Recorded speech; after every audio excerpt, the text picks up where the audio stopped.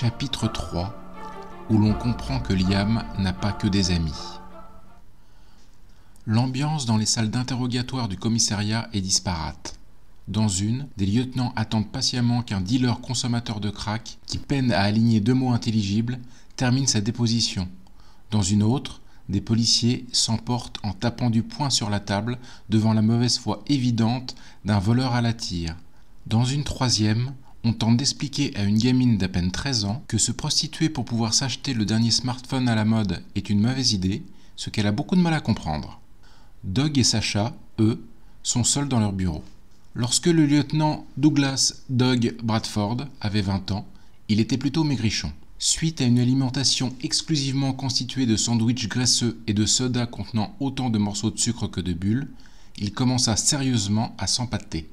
Ses ceintures et bretelles s'allongèrent et ses joues devinrent aussi tombantes que celles des chiens bulldog. En écho à cette métamorphose, son surnom évolua naturellement pour passer de Doug à Dog. Aujourd'hui, à la quarantaine bien entamée, tous l'appellent ainsi. Certains pourraient s'offusquer, mais pas lui. Il se voit effectivement comme un chien, mais un chien de garde qui, lorsqu'il tient un suspect, ne le lâche plus. Dog est connu pour avoir un caractère explosif. La moindre contrariété le fait s'emporter aussitôt. Une fois, une nouvelle recrue a osé le surnommer Bouboule. 2 secondes plus tard, le jeune gisait par terre, sans connaissance, la bouche en sang, avec 2 dents en moins. Un peu excessif ? C'est Dog. Son partenaire, au doux nom de Sasachekar Panindranath, que tous appellent Sacha pour des raisons évidentes, est un bel homme. La trentaine, il est grand et élancé. Son visage, dont la peau brune fait ressortir le vert de ses yeux, est d'une remarquable finesse, presque androgyne. Et, pour ne rien gâcher, il s'habille toujours avec goût et élégance. On lui prête une certaine ressemblance avec ses stars de Bollywood. Il refuse régulièrement les avances de nombre de ses collègues, féminins comme masculins, préférant ne pas mélanger travail et plaisir. Sacha est d'un naturel calme et serein. Il voit toujours le bon côté des choses et sourit presque constamment. Cela en fait le partenaire idéal pour Doug. Le tandem fonctionne ainsi parfaitement. Dès que Sacha voit son binôme monter en température, ce qui arrive régulièrement, il trouve toujours la meilleure façon de le canaliser. Avachi dans sa chaise à roulettes, Doug tente de faire exécuter à son stylo une triple rotation entre ses doigts. Sans succès, le stylo finit inexorablement par terre. Il le ramasse et retente l'expérience comme s'il voulait concurrencer la plus habile des majorettes. Il est sûr qu'à brève échéance, ce petit jeu va l'agacer et que le stylo va finir cassé en 2 dans la poubelle. Sacha, lui, tape sur le clavier de son ordinateur avec application à l'aide de ses 2 index et ça n'avance pas bien vite. Un homme entre sans frapper. Ses cheveux roux en bataille lui cisaillent le front.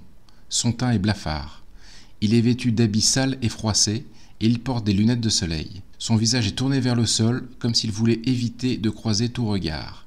Sacha lève le nez de son clavier. « Oui, monsieur ?» Doug regarde à son tour. « Tiens, mais c'est ce bon vieux Liam. Qu'est-ce que tu viens faire là ? Tu t'es trompé de porte, mon pote. Le bar, c'est en face. » Liam, sans relever la tête, murmure. « C'est vous qui vous occupez de l'affaire Williams ? Qu'est-ce que ça peut bien te foutre ?» répond Doug avec agressivité. Je voudrais en savoir un peu plus et... Doug l'interrompt. « Non, dégage. Va te bourrer la gueule en face et laisse-nous bosser. » Sacha, sidéré par le ton injurieux de son collègue, regarde Liam hocher la tête, tourner les talons et sortir du bureau. Après un moment de silence, le jeune lieutenant demande. « C'est qui ce gars-là » ? « Personne, répond Doug. « C'est curieux que personne te mette dans un état pareil. » Doug finit par marmonner. « C'est Liam Carlson. Ce fils de pute a assassiné sa fille. »« Quoi ?» ?»« Ouais, reprend Doug. Il y a quelque temps, il était flic ici. Un bon flic. Personnellement, je trouvais qu'il en faisait un peu trop. Mais c'est vrai qu'il était doué. On l'appelait Colombo, car il parvenait à démêler les affaires les plus compliquées. Tu te souviens de l'affaire Vanessa Crisofi ? Bien sûr. Le meurtre de cette Italienne admirablement maquillée en suicide ? Ouais, et ben c'est Liam qui a trouvé l'astuce. Brillant. Dans son boulot peut-être, poursuit Doug. Mais chez lui, c'était la cata. Il s'engueulait régulièrement avec sa femme, Bridget, une chouette nana. Et puis il a commencé à sérieusement picoler. Ça n'a fait qu'aggraver les choses. Il s'est mis à cogner sa femme. Plusieurs fois, elle s'est retrouvée à l'hosto.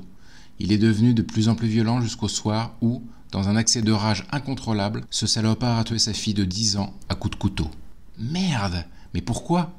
Il était tellement bourré ce soir-là qu'il ne se souvient d'absolument rien. Ça s'est passé il y a 1 an. Mais qu'est-ce qu'il fait en liberté ? S'étonne Sacha. Il devrait être en tôle. Eh bien non. L'enquête a été bâclée. On n'a jamais retrouvé l'arme du crime. Du coup, vu ses brillants états de service, il a été innocenté et la thèse du cambriolage qui aurait mal tourné a été retenue. Tu es sûr que c'est lui le coupable ? Sans l'ombre d'un doute. Lorsque nous sommes arrivés chez lui, il hurlait comme une bête dans son jardin. Ses mains étaient couvertes du sang de sa fille, il menaçait avec son arme de service tous ceux qui voulaient s'approcher de lui. Il a d'ailleurs blessé 4 flics. Et il ne se souvient vraiment de rien, dit Sacha incrédule. Non. Il dit se rappeler être rentré chez lui vers 20h et s'être violemment accroché avec sa femme. Elle est partie en claquant la porte vers 22h. Il a ensuite bu énormément. La suite, il veut nous faire croire qu'il l'a oublié. Et depuis, questionne Sacha. La femme de Liam a bien sûr demandé et obtenu le divorce. Elle vit maintenant seule, je crois, dans une maison en dehors de la ville. Liam a évidemment démissionné. À ce que je sais, il passe ses journées à picoler. Tu l'as vu ? Il tient à peine debout. C'est devenu une véritable loque. S'il porte des lunettes de soleil, tu peux parier que c'est pour cacher ses yeux bouffis d'alcoolo. À sa place, ça ferait longtemps que je me serais fait sauter le caisson. Mais pourquoi est-il venu nous parler de l'affaire Williams ? Demande Sacha. Aucune idée, et j'en ai vraiment rien à foutre.